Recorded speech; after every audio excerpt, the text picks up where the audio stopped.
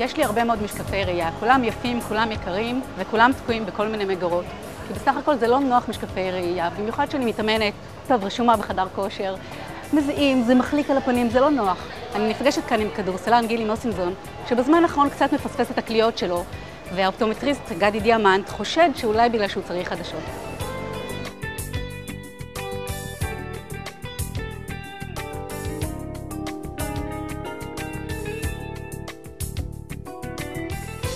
היי גילי.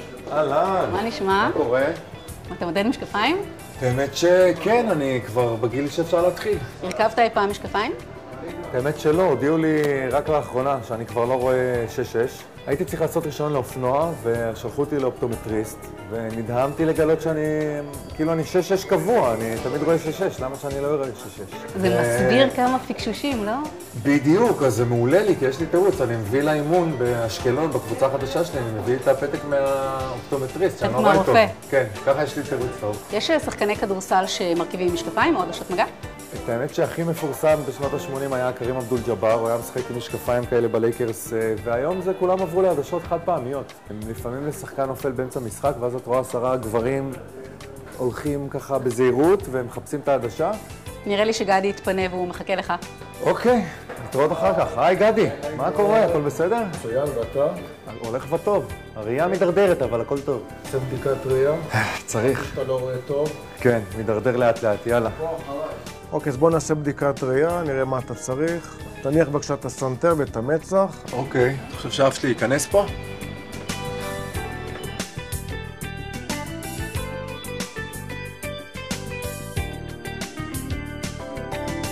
בבקשה. אוי, איזה משקפיים יפות. כן.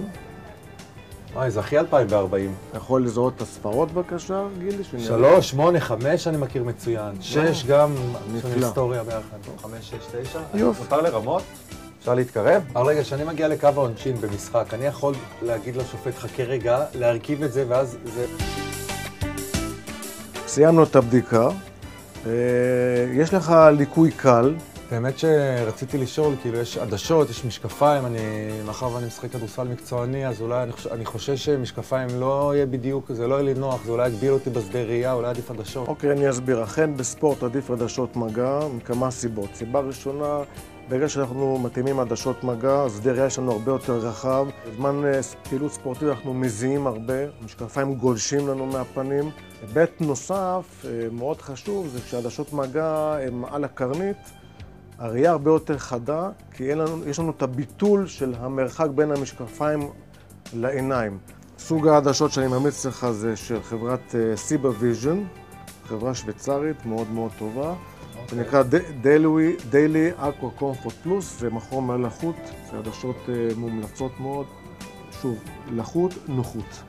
גילי, יש לך פה לחצי שנה עדשות מגע, לכל קופסה יש 30 עדשות, יש לך 6 לעין ימין, 6 לעין שמאל.